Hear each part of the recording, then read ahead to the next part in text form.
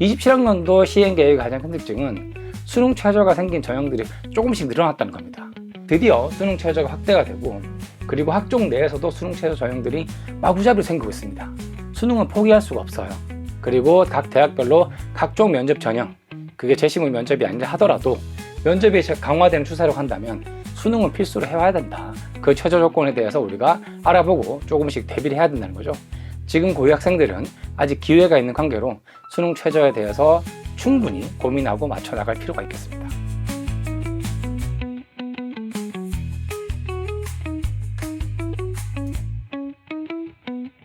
반갑습니다. KNS 박태홍 소장입니다. 이번 시간에는 제목에서 보시는 것처럼 2027학년도 대학별 입학 시행계획에 대해서 분석하도록 하겠습니다. 먼저 이번 자료는 지난 5월 2일 날 공개가 됐습니다. 그래서 이제 가장 최신에 나온 자료고요. 제가 급하게 이런 자료를 마련한 거는 사실 이제 이번 26학년도 입학 관련된 이제 대입 계획과 조금 변경된 부분이 제법 존재합니다. 그래서 현재 고2 학생들이 되겠죠.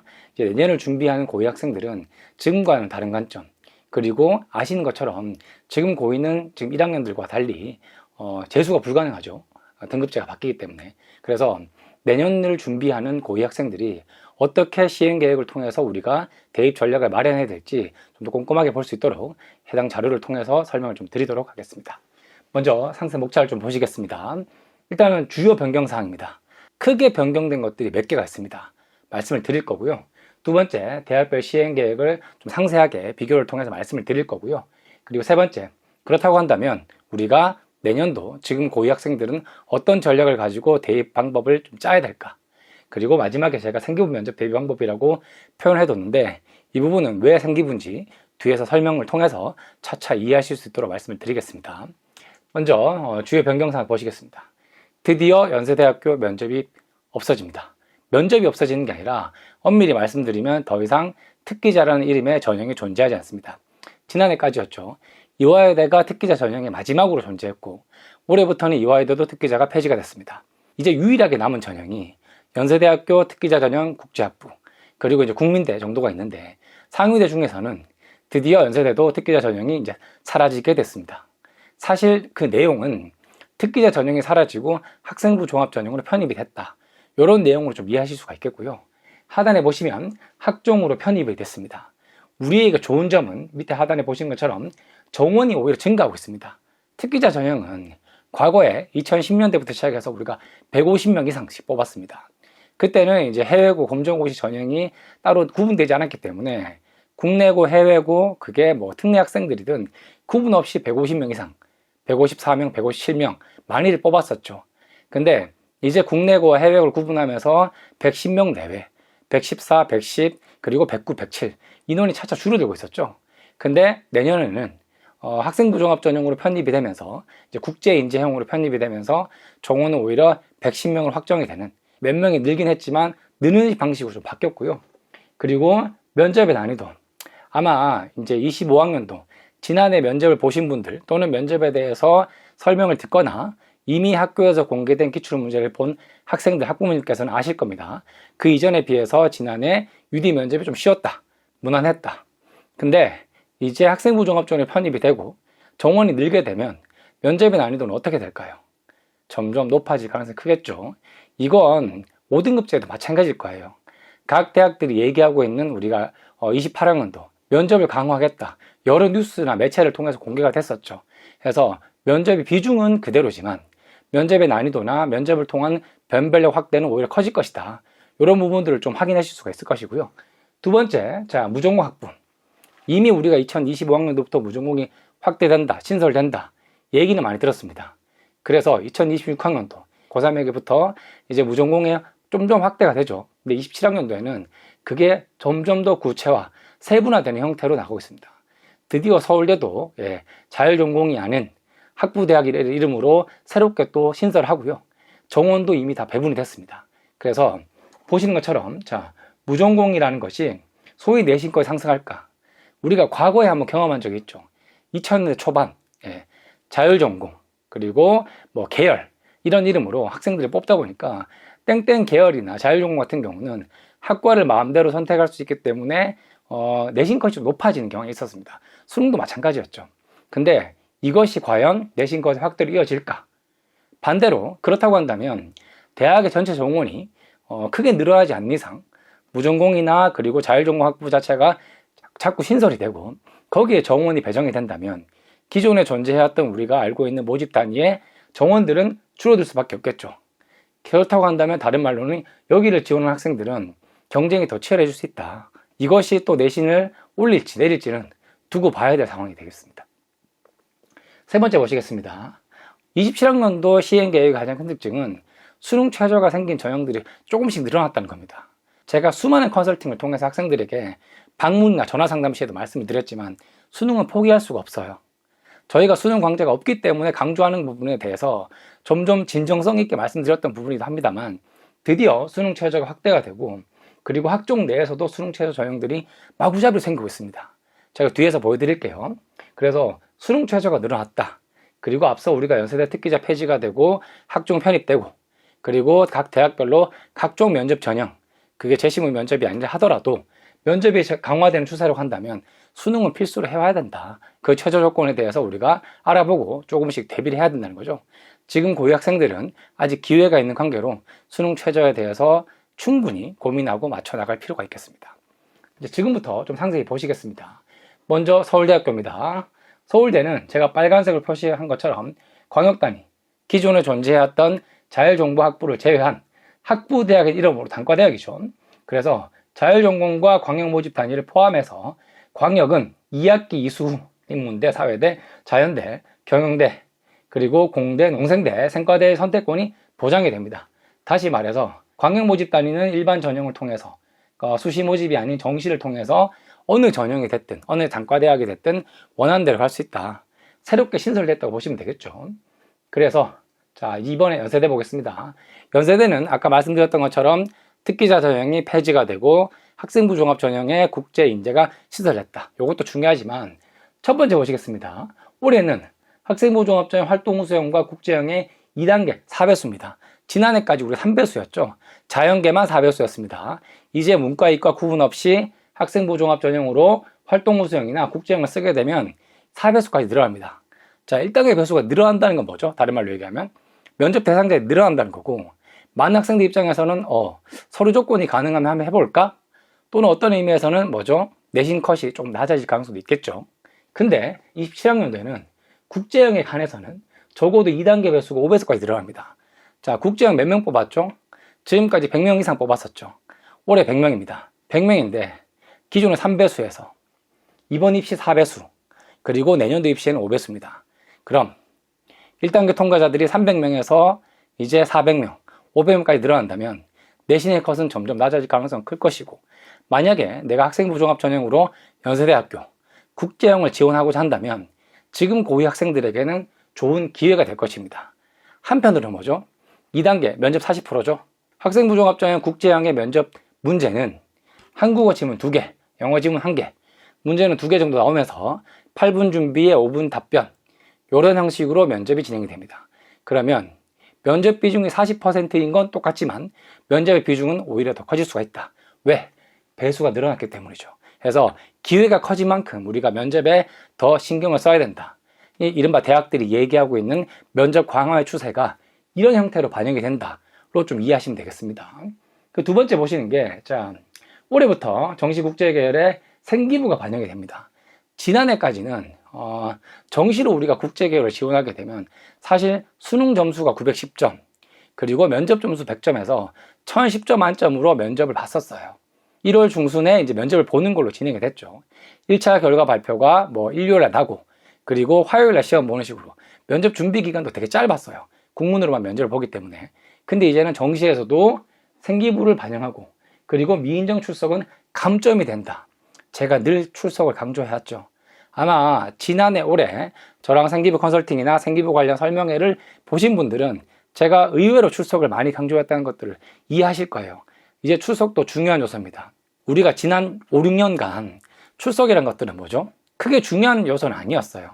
그리고 이제 우스갯소리로 뉴스에 이런 말도 있었죠. 개근 거지. 그러니까 이런저런 활동을 통해서 외부로 안 나가고 오히려 빈곤하니까 개근을 한다. 이런 걸 비꼬아서 하는 말이었는데, 이제는 학교 출석을 잘하는 게 정상적인 겁니다. 그리고 27학년들은 뭐죠? 이제 무종합부. 드디어 진리자유학부라는 거 무종합부를 신설하고 하단에 보시는 것처럼 수시 모집에서는 진리자유학부가 인문 55명, 자연 57명. 그리고 중요한 거 뭐죠? 정시에서 뽑는다는 거죠. 그래서 수시 정시 가리지 않고 연세대학교에서도 무종합부를 뽑고 있다. 중요한 포인트 또 하나 보실 게 뭐죠? 특기자가 내년에 폐지가 되고 UD 학종으로 편입이 됩니다. 그냥 국제인재 전형으로 특기자가 아닌 학생부 종합으로 편입이 된다 정도 보시면 되고요. 다만 우리에게 중요한 건 뭐죠? 이번 입시를 준비한 UD 모집 단위가 109명, 하스가 100명, ISE가 40명이었다면 내년 지금 고2 학생들은 UD가 110명.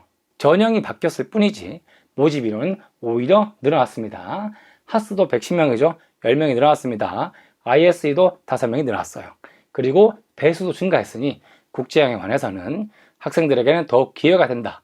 그래서 소위 학생부 전형으로 우리가 국제형을 쓰고자 하는 친구들이 한다면 국제대학에 들어가서 영어를 수업하고 송도 캠퍼스가 어떻다 이걸 떠나서 자 연세대학교에 가고자 하는 학생들은 국제인재 전형으로 UD를 쓰거나 그리고 학생부 종합 전형으로 하스나 ISE 충분히 지원해 볼 만하다. 우리가 기존에 알고 있는 내신컷 자 UD는 모르겠지만 하스나 ISE는 높던데요. 5배수니까 내려갈 가능성이 크겠죠. 이런 부분들 참고하시면 되겠습니다. 이제 고려대학교 보겠습니다. 고려대학교는 그간의 학교 폭력 사항을 정성평가로 반영한다. 애매한 표현이죠. 반영을 하는데 뭔가 뚜렷한 기준은 없어요. 근데 드디어 내년부터는 감점 기준을 아래 보시는 것처럼 아주 구체화하고 있습니다.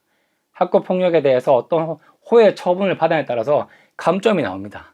8, 9호 처분. 당연히 학교 폭력 상황이 크겠죠. 이 정도가 된다면 20점 정도 안 뽑겠다는 얘기죠, 그냥. 그리고 보시는 것처럼 재외국민 전형이 조금 바뀌었는데요. 제가 국내 대입 관련해서 재외국민 전형을 왜 넣었냐? 과거에는 뭐죠? 모집 단위별 재외국민에서 정원을 선발했다면 내년부터는 2명 선발합니다. 이게 왜 의미가 있냐? 하단에 보시겠습니다. 자, 과거에는 모집 단위별에서 계열별 선발입니다. 그러면 올해까지는 정원이 2%에 해당하는 3년 특례, 재외국민 같은 경우에는 경영학과 7명, 국문과 1명 이런 식으로 학과별로 정해져 있었어요. 근데 내년부터는 경영학과도 2명, 국문과도 2명, 다 2명씩만 뽑는다는 거예요. 자, 재외국민이 우리에게 왜 영향이 있나? 영상을 보시는 분들 중에서 만약에 특목고 학생 중에서도 어릴 때 해외에 살다 왔고 특목고로 들어왔거나 또는 고1 때 편입을 하신 친구들이 있을 거예요. 소위 특례 조건이 되는 국내고 학생들이라고 한다면 특례도 쓰고 2학기 수시에 쓸 거란 말이에요. 그간에는 특례에 원하는 학과를 만들어 썼죠. 정원이 학과별로 달랐기 때문에 정원도 고려 사항이었습니다. 근데 이제는 뭐죠? 모든 학과에 걸쳐 모집 단위별 2명만 선발하기 때문에 이게 이제 중요한 요인이 되는 거예요. 상위 점수부터 2명만 선발한다. 내가 떨어지면 2학기 수시로 무조건 넘어가야 되죠. 경쟁이 더 치열해질 수밖에 없습니다. 그래서 특례 조건은 사실 이제 그 해당되는 인원이 아주 미미하지만 특목고 학생들이나 특례 조건을 갖추면서 소위 2학기 수시를 같이 쓸 수 있는 일부 국내고 학생들, 그게 자사고가 됐든 특목고가 됐든 일반고 학생들도 있겠죠? 그런 학생들의 경우에는 이런 조건들을 충분히 잘 활용하셔야 된다. 말씀드리고 싶습니다. 그리고 서강대 보여드리겠습니다. 서강대는 사실 주요에 대한 변화사항은 없습니다. 자, 수시 모집의 비율이 58.2%. 올해가 큰 차이가 없죠, 내년에도. 중요한 거는 내년부터 학생부 종합전형 일반 전형을 분리합니다. 우리가 서강대의 경우에는 교과 추천, 학생부 종합 전형, 그 밖에 기회 균형 여러 가지가 있었는데 이제는 학생부 종합 전형을 일반 1, 2로 나누게 돼요. 뒤에서 설명드리겠지만 학생부 종합 전형 1은 우리가 알고 있는 그냥 일반 전형입니다. 근데 2는 뭐냐면 소위 모집 단위가 큰 단과대학별로 뽑는 전형이 되겠습니다. 그리고 정시에는 나다. 좀 더 구체적으로 말씀을 드릴게요. 왼쪽에는 문과고요. 오른쪽에 이과인데 내년도 모집 전형 예고안에 나와 있는 그 정원 인원을 제가 그대로 뽑았는데요. 보시는 것처럼 일반 1 같은 경우는 우리가 알고 있는 그 전형 그대로입니다. 근데 일반 2는 뭐죠? 인문대에서 통칭해서 8명 뽑겠다는 거예요. 사회과학대학에서 통칭해서 8명 뽑고요. 그리고 AI 기반 자율종합부 여기서 15명을 따로 뽑겠다는 거죠. 그래서 서강대는 우리가 이제 과거에 모집 단위가 좁고 그리고 특목고 학생들에 한해서는 사실 일부 학과들 말고는 쓰기가 어렵죠. 그 일부 학과가 어디였죠? 유럽문화학과 그리고 영문학부였죠. 근데 학생부 종합전형으로 쓸 때는 우리가 30명 정도 그리고 유럽 문항 20명 정도 가량이었는데 인원이 조금씩 줄면서 일반 2 형태로 단과대별로 뽑는 모집 인원이 생겨버렸습니다. 그래서 우리가 어디에 해당되느냐, 서울대도 필요하다면 중요한 옵션 중에 하나일 텐데 이것들도 인원에 맞게끔 고려할 필요가 있다. 이걸 같이 보셔야 되겠습니다. 자, 세 번째 성균관대학교 보겠습니다. 성균관대학교는 좀 변하겠습니다. 만약에 내가 다니고 있는 고교 유형이 특목고다. 성균관대는 참 괴력이죠. 학교에서 성균관대학교 입학사정관 선생님들 오셔가지고 설명회를 진행할 때는 특목고 학생들은 경우에는 그렇습니다. 우수한 인재, 우리 학교 많이 와주세요. 근데 막상 학교에 보면 성균관대를 입학하는 선배들의 유형들이 그렇게 많지 않은 학교도 있고 제법 된 학교도 있습니다. 이건 외고라고 해서 다 같이 못 들어간다, 잘 들어간다 이런 거 아닌 것 같아요. 예를 들어서 서울 지역의 주요 외고나 자사고의 경우에는 성균관대를 들어가는 비중들이 그렇게 높지는 않습니다. 하지만 경기 지역의 공립외고나 그리고 지방외고의 경우에는 오히려 성대를 또 잘 들어가는 경우도 있어요. 제가 설명회나 컨설팅 진행할 때 성균관대에 대해 말씀드릴 때는 보통 일반고 학생들이 많이 지원하죠. 우수한 자원, 특히나 일반고 내신 1.456대의 남학생들이 하안으로 쓸 수 있는 게 성대예요. 그러다 보니까 오히려 연고대 가기보다 더 어렵다고 말씀드렸던 것도 기억을 하실 겁니다. 지금 보시는 것처럼 학생부 교과 전형 추천이죠.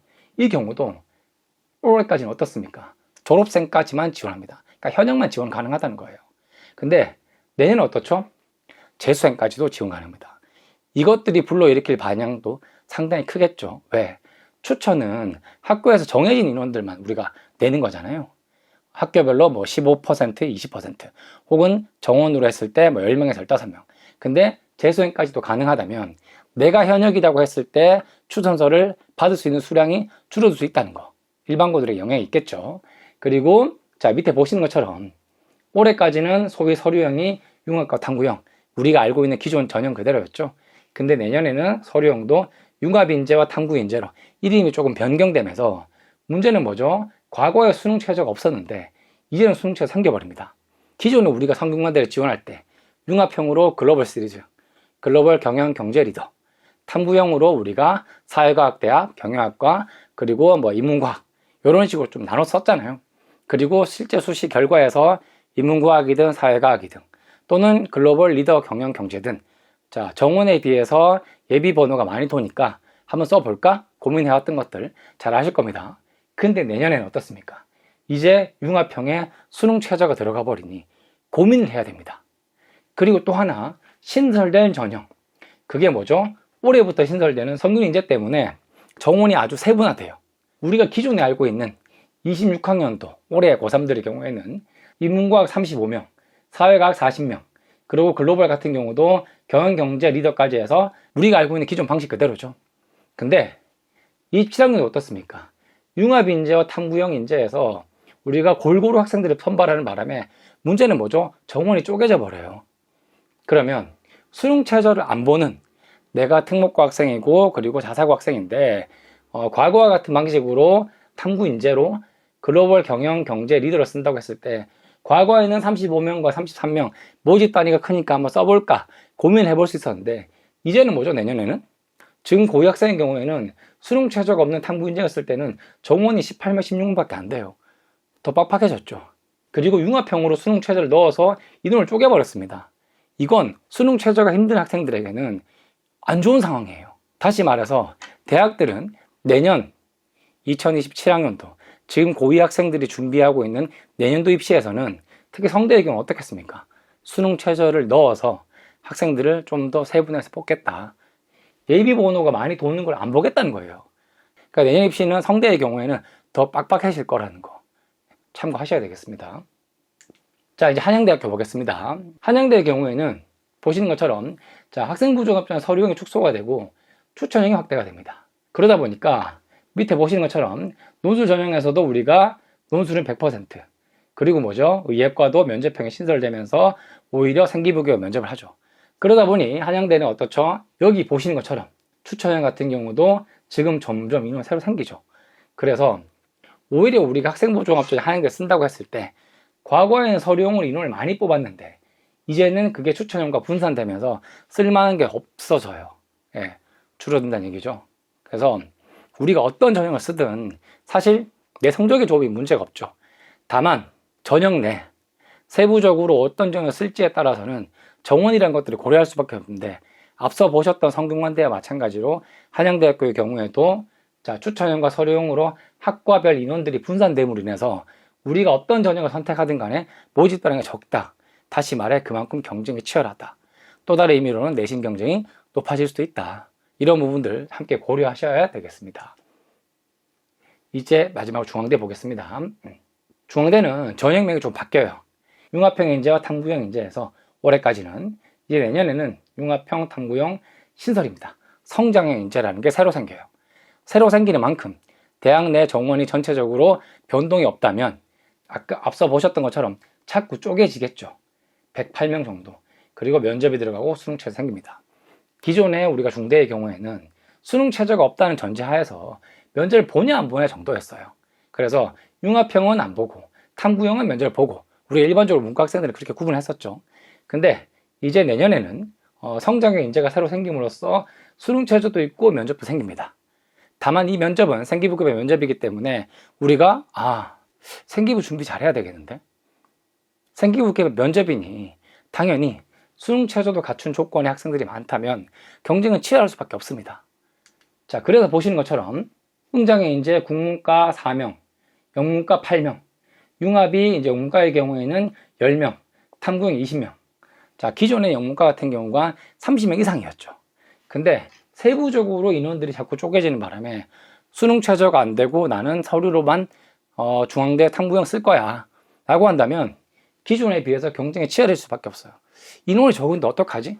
우리가 이 고민을 늘 해오잖아요. 그러다 보니까 자연대의 경우에도 지금 보시는 것처럼 성장 인재의 경우에는 건축, 에너지, 화공과, 약학부도 의학부도 따로 나눠져 있죠. 이러다 보니까 우리가 기존에 알고 있는 중대, 탐구형 인재로 수능 최저 없이 쓰자 힘들어집니다. 그래서 내년을 대비할 때는 특히 중대까지도 학생 우리가 원서를 고려한다면 수능 최저는 반드시 챙겨오는 게 좋겠다. 그리고 면접도 준비를 해야 된다. 근데 그 면접이 뭐죠? 생기부 기반 인사 면접. 그러면 기본으로 돌아간다면 어떻게 해야 됩니까? 지금부터 생기부 준비를 잘 해야 돼요. 자, 결국 우리가 이런 대학별, 그러니까 주요대죠. 제가 이화여대는 뺐습니다. 이화여대 올해가 큰 차이가 없기 때문에. 그래서 가장 중요한 건 뭡니까? 수능 최저 반드시 챙겨야 돼요. 앞에서 보셨잖아요. 없던 전형을 새로 만들고 정원을 쪼개서 수능 최저를 넣어버렸어요. 그러니 완화된 최저입니다. 여기서 말씀드린 완화된 최저는 수능 최저가 생겼는데 무엇과 완화됐죠? 이화여대 미래인재가 3합 6이었습니다. 근데 이제 2합 5로 바뀌었죠. 그것처럼 수능 최저가 생기는 대신에 그걸 빡빡하게 가져가지는 않습니다. 그러니 내려왔기 때문에 무조건 해라. 저는 수능 안 할 건데요. 일반고는 반드시 수능을 해야 되는 상황이죠. 결과가 좋든 나쁘든. 특목고는 어떻습니까? 제가 감히 말씀드리지만 특목고 학교의 학생이 100명이라면 수능 최저를 맞출 수 있는, 특히 상위권 대학, 고대의 경우는 4합 8이니까 4합 8을 맞출 수 있는 학생들이 20%도 안 됩니다. 대부분의 학교가 그렇습니다. 그러면 4합 8이 가지고 있는 그 영향력과 메리트는 상당히 클 수밖에 없죠. 이미 지금 고3의 경우에는 3월 달에 학교 선생님들과 면담을 했을 거예요. 지금 고2는 와닿지 않을 겁니다. 고2 학생들 앞으로 기회가 있기 때문에 수능 최저 반드시 하셔야 됩니다. 그래서 전형별로 최저를 숙지하고 내가 거기에 맞게끔 어디까지 커버가 될지, 내가 충분히 4합 8이 돼요.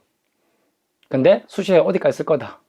4합 8 정도 되면 정시까지 가도 내가 낮춰서 쓸만한 학교 빼도 되죠. 두 번째, 교과 추천 활용해야 됩니다. 제가 지금까지는 교과 추천에 대해서 사실은 그렇게 특별히 말씀드리지 않았습니다. 왜냐? 교과 추천은 제한된 인원끼리 경쟁을 해요. 학교장의 추천을 받은 자들이기 때문에 그렇습니다. 자, 교과 추천의 좋은 점은 뭐죠? 학교장의 추천을 받은 자들끼리 경쟁하기 때문에 교장 추천이라는 그 허들을 통해서 마구잡이 경쟁은 안 됩니다. 내신이 좋아야 되고 생기부가 좋아야 되고 어떤 조건을 갖춘다는 거죠. 그래서 그 허들로 인해서 경쟁률이 높은 편은 아닙니다. 다만 교과 추천은 많이 빠지지가 않아요. 우리가 일반 학생부 종합전형처럼 2바퀴, 3바퀴 도는 경우가 아니라고요. 그런 장단점이 있었는데 지금 보셨던 것처럼 학생부 종합전형 내에서도 자꾸 새로운 전형을 통해서 전형을 쪼개버리기 때문에 이제는 교과 추천과 큰 차이가 없어요. 그렇다고 한다면 우리가 추천서 받을 수 있으면 받아서 그걸 활용하시는 것도 하나의 방법이란 거죠. 왜? 학종 일반이 가지고 있는 대량의 모집 단위, 그리고 예비 번호가 많이 도는 그 메리트가 이제는 신설 전형으로 인해서 사라졌기 때문에 차라리 교과 추천을 받을 수 있다면 그것도 활용하시는 게 좋겠습니다. 내신이 좋다면요 말이죠. 그래서 교과 추천의 활용성이 증가되고 학종의 모집단이 유사해졌다. 제가 방금 말씀드렸죠. 그리고 대부분의 교과 추천이 서류 100%로 이제 전발이 되기 때문에 우리가 같은 학종인데도 교과 추천과 모집 단위가 큰 차이도 없고, 근데 수능 차도 맞춰야 되고 면접도 있어. 그것보다는 교과 추천은 서류 100%니까 이걸 활용하는 것도 방법이죠. 전략적으로 가셔야 됩니다. 자, 세 번째, 교과 세특. 자, 이제 제가 교과 세특 말씀드린 이유를 알겠죠.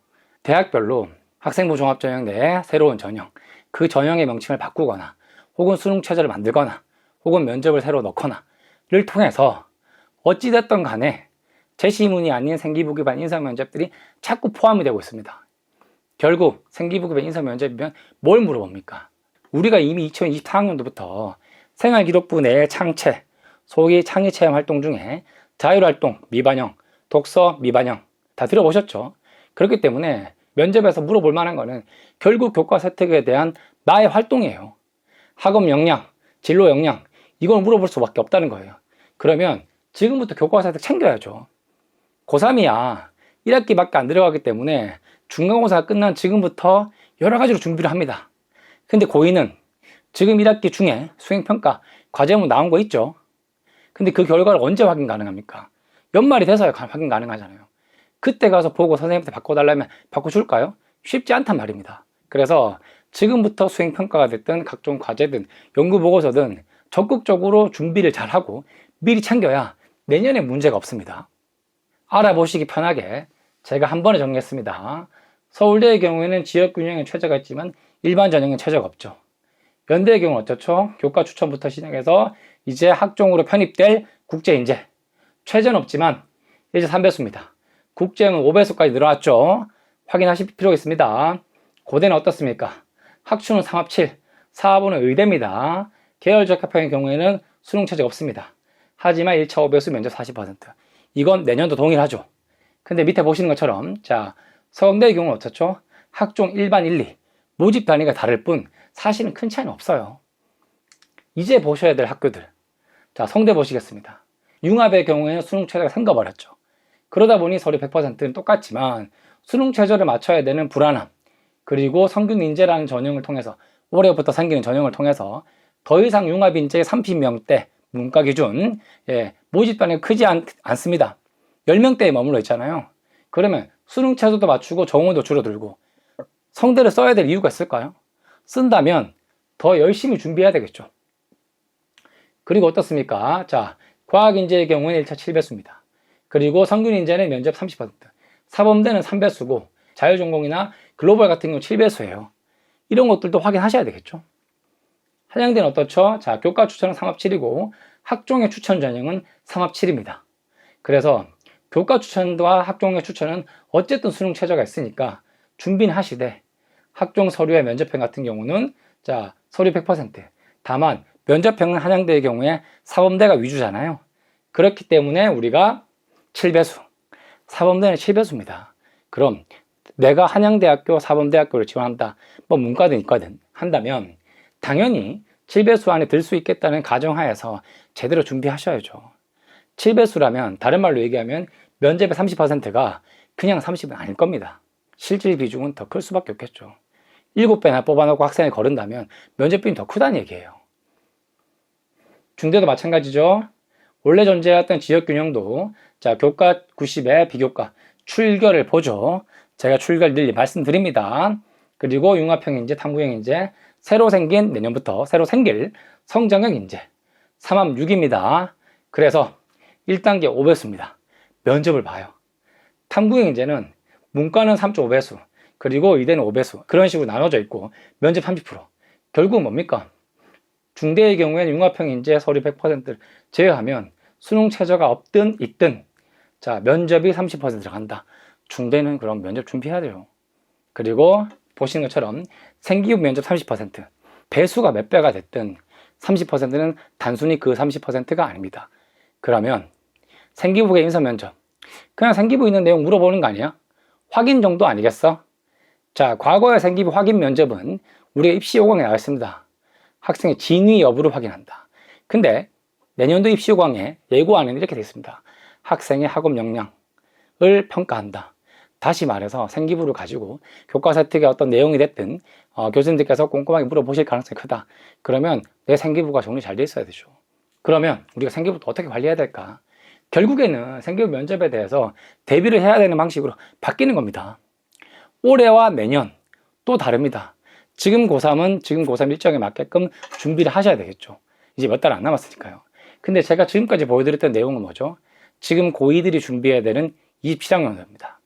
자, 언뜻 보셔도 26학년도, 지금에 비해서 27학년도 전형명이 바뀌거나, 그리고 어떤 전형은 폐지가 되고 다른 전형으로 편입이 되거나, 없던 수능 최저가 생기고 면접이 새로 생기는 경우가 허다합니다. 주요 대일수록 더 그렇죠. 그러면 우리가 여기서 준비해야 되는 거, 중요한 건 뭐죠? 아까 말씀드렸던 것처럼 수능 최저와 생기부를 잘 관리하고 꼼꼼하게 교과서 혜택이 잘 기록이 돼야 생기부 면접에 대한 대비가 될 겁니다. 보셨던 것처럼 제가 지난 설명에서 말씀드렸던 부분이죠. 이미 우리가 5월 중순까지 왔기 때문에 지금 진로 방향에 대한 구체화 관련 활동을 하셔야 되고, 그리고 확인된 미흡 활동, 이건 뭐죠? 1학년 때 거 이미 볼 수 있으니까 참고를 하셔야 되겠죠. 그리고 8월부터 방학 때 시간이 있기 때문에 수능 준비도 하시면서 이런 것들을 꼼꼼하게 챙겨 나가야 됩니다. 전국에 가서 12월 달에는 뭐죠? 2학년 생기부 초안 선생님께서 검토를 보여주시면 거기에 내가 한 활동들이 제대로 기재가 됐는지, 내가 원하는 방향으로 잘 들어가 있는지 이제 수정 보완 하셔야 돼요. 1학년 때는 그냥 모르고 지나갔어요. 2학년 때도 1학년 때는 좀 큰 차이가 없는데 괜찮죠? 혹은 이런 건 바꾸면 될까요? 지금까지 해왔던 것처럼 아니란 방식으로는 불가능합니다. 내년 입시 자체가 생기부를 더 많이 준비해야 하는 쪽으로 바뀌고 있어요. 그게 생기부 기반 면접이 강화되는 형태로 자꾸 나오고 있다는 거죠. 그래서 고민을 하셔야 되고요. 여기 더 나아가서 그러면 도대체 생기부 교과서 혜택 어떻게 해야 되냐? 제가 지금도 고3들을 많이 보고 있기 때문에 한 가지 팁을 드리면, 자, 이렇습니다. 첫 번째, 수행평가. 지금 고3들이 수행평가 관련된 과제문들을 가지고 와서 저 컨설팅 진행하면서 많이들 묻는 질문들이에요. 첫 번째, 서식에 맞게 학교에서 서식을 주시죠. 몇백 자 이내 어떤 주제에 관해서 쓰라. 심지어 학교별로는 예시도 보여주십니다. 제발 그 서식에 맞게 쓰세요. 자기 마음대로 쓰면 선생님이 기록 제대로 안 해주십니다. 두 번째, 주제가 명확해야 된다. 특정 주제에 대해서 하고 싶은 내용이 있어요. 근데 주제가 너무 폭넓어요. 그러면 쓸 거리들이 없습니다. 뭐냐면 글자 수 채우는 건 좋지만 주제가 넓으면 내가 쓴 수행평가 내용을 가지고 선생님께서 이해하시기 어려워요. 그러면 당연히 생기부에 기록이 잘 안 되겠죠. 그래서 피해야 될 부분이 뭡니까? 주제에 심취하지 말라는 거예요. 한 주제를 깊이 들어가서도 안 되고 특정 주제에 대해서 내가 많이 안다고 넓게 잡아서도 안 됩니다. 두 번째, 1학년 때 심화. 자, 요 얘기를 많이 하는데 지금 고3들의 경우 그렇습니다. 1학년 때, 2학년 때 특정 주제에 대해서 내가 수행평가 한 게 있는데 그걸 심화하기 위해서 같은 주제로 쓰면 되느냐? 이런 질문들을 많이 해요. 이건 당연히 학업 역량이나 혹은 전공에 대한 어떤 심화 탐구를 빌미로 이런 것들에 대해서 고민을 많이 하는데 이건 상황에 따라 다릅니다. 예를 들어서 1학년 때 한 활동이 내가 특정 주제에 대해서 잘 보고서를 썼다. 근데 그걸 심화한다. 같은 주제, 같은 내용을 그대로 더 깊이 있게 쓰라는 게 아니라 같은 주제를 하더라도 내가 2학년 때 탐구한 방식에 따라 2학년 때 수행평가 주제에 따라서 좀 더 다른 관점으로 볼 수 있다. 그러면 같은 거 하셔도 되죠. 근데 같은 내용에서 내가 이미 해왔기 때문에 크게 문제없이 조금 더 자세히 쓸게요. 이건 큰 의미는 없어요. 차라리 다른 주제 하시는 게 낫습니다. 두 번째, 자, 보고서 및 연구자료. 우리가 수행평가만 하는 거 아니니까요. 그리고 이제 심화 탐구 자료들이 있으니까 문학, 특히나 특목고 학생들이나 자사고 학생들, 일반고도 마찬가지죠. 경상계열이 아닌 어문 쪽으로 고민하는 친구들, 어문, 인문, 통번역 이런 쪽 고민하는 친구들은 대부분 문학 작품들을 녹여내려고 고민을 많이 해요. 왜냐면 땡땡 문학과를 쓰고 싶어 하니까. 근데 보신 것처럼 문학은 새롭거나 다른 관점으로. 왜? 학생들이 쓰는 문학이 너무 뻔합니다. 일반고든 특목고든 영어 소설, 더 기버, 애무새 죽이기, 파리대왕, 제가 지금 언급한 것들 대부분의 학생들 생활기록부, 교과서 혜택에 한 번씩 언급된 교재죠. 설명회나 컨설팅 오시면 제가 말씀드려요. 앵무새는 나도 한 10,000마리 죽였다고. 예. 너무 익숙한 거는 안 하시는 게 좋습니다. 물론 그 익숙함 속에서 새로운 관점을 찾을 수 있다? 그건 도움이 되죠. 다른 관점이면. 근데 사실 그간에 우리가 학교에서 배우는 교재들, 특히나 이제 영어 같은 경우는 문학 작품들이 뻔하기 때문에 나올 수 있는 게 제한적이에요. 그렇기 때문에 사실은 그런 것들을 써도 좋지만 가급적이면 다른 작품 혹은 다른 관점으로 보시는 게 좋고요.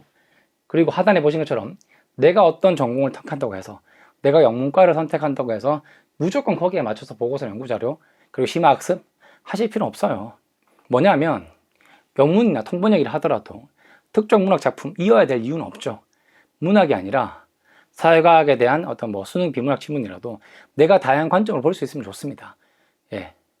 그리고 문학 작품이면 좋겠지만 그게 반드시 소설이어야 될 이유는 없죠. 시나 연극 다양한 것들이 활용 가능합니다. 제발 어떤 특정 책에 얽매이지 않았으면 좋겠습니다. 그리고 세 번째, 자율주제 같은 경우는 이제 고3이 되면 대부분 EBS 수능 특강을 활용해서 그 주제 중에 하나 선택하라. 이제 지금 고2 같은 경우는 내년에 그런 이제 얘기를 들을 거예요. 과제 안내문에. 고3들이 이미 진행을 하고 있죠. 근데 특강 활용은 또 좋아요. 거기에 비문학 지문들이 주제들이 다양하게 나오니까요. 그리고 아는 만큼만, 제가 이런 표현을 한 건 뭐냐면 어떤 특정 주제에 대해서 쓰자고 고민하다 보면 너무 깊이 들어가는 경우가 있어요. 그리고 또 하나, 제가 여기 썼지만 이거에 대해서 깊이 있게 탐구하다 보면 보통 이런 것들 있죠. AI 연구 주제 관련해서 내가 코딩을 해서 뭘 만들었다. 물론 실제로 한 경우도 있을 겁니다. 근데 저희가 생기부를 읽다 보면 이런 거예요. 특정한 교과목에서 소위 IT 기술을 활용한 방식들이 너무 전문적이에요. 이걸 고등학생 수준으로 이런 코딩을 한다고? 물론 요즘 AI 툴이 많이 발달이 되어 있지만 누가 봐도 조금은 비현실적인데, 그러니까 너무 깊이 들어갈 필요 없다는 거죠. 예. 그리고 하단에 쓴 거, 전쟁, 환경, 난민 등은 제가 재발이라고 표현했습니다. 러시아, 우크라이나, 최근 인도, 파키스탄도 있었죠. 실제로 인도, 파키스탄을 가지고 고3이 생기부 교과서 획득 주제를 써서 가지고 온 적이 있었습니다. 문제는 뭐죠? 며칠 전에 미국 중재로 끝나버렸죠. 그러면 이미 나는 기재해서 냈는데 결과적으로는 그게 없는 상황과 마찬가지예요. 이런 걸 써야 될까요? 익숙한 주제는 제발 피하시는 게 좋습니다. 그리고 환경과 난민, 환경 주제는 애들 많이 씁니다. 쓸 수밖에 없고 환경에 관심 갖는 것도 알아요. 실제 내가 관심이 있을 수도 있죠.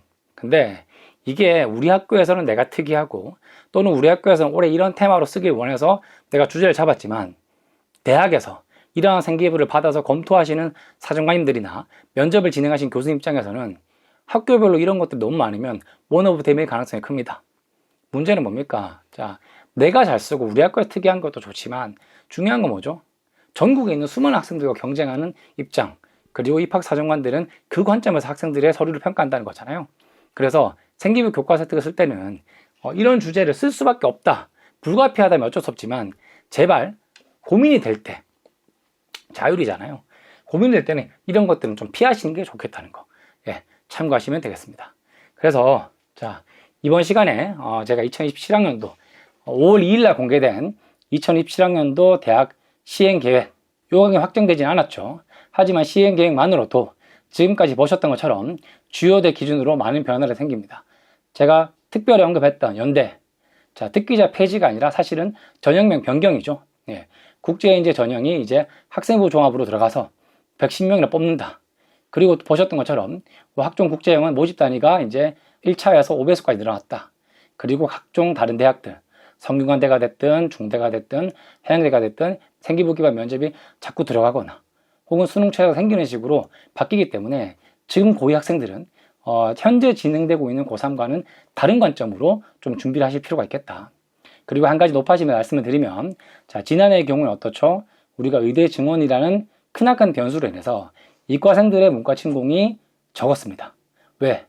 지역 인재들은 지역 인재로 의대 남으면 됐기 때문에 굳이 서울의 주요 대학교에 문과로 바꿔서 쓸 이유가 없었어요. 그래서 보셨던 것처럼 제가 지난 설명에 말씀드렸죠. 연대 유대의 경우는 예비번호가 138번, 전체 정원을 초과할 만큼 돌았잖아요. 근데 올해는 그렇지 않을 거예요. 왜? 의대가 원복됐기 때문에. 내년은 어떻게 될지 모르겠습니다. 하지만 내년에 의대가 어떻게 되냐와 관계없이 지금 보셨던 것처럼 전형이 올해와 또 다른 방식으로 이름이 많이 바뀌고, 그리고 상세 방법들이 좀 변경됐기 때문에 지금 우리가 할 수 있는 건 뭐죠? 지금 고3 선배들에 비해서 수능 최저에 더 신경을 써야 되고, 그리고 생기부에 좀 더 관심을 가져야 되고, 그렇게 해야만 반드시 주요 대학교에서 우리가 면접을 준비하고, 그리고 수능 최저라는 좋은 조건으로 상여대에 원서를 쓸 수 있다. 이제 내신만이 다가 아니라 수능과 면접을 통해서 내신을 커버하기 위한 빌드업이 필요하다는 거, 이걸 꼭 기억하시길 바라겠습니다. 자, 궁금하거나 의문 있으신 분들은 아래 주소로 또는 이메일이나 전화를 통해서 문의 주시면 되겠습니다. 지금까지 박태훈 소장이었습니다. 감사합니다.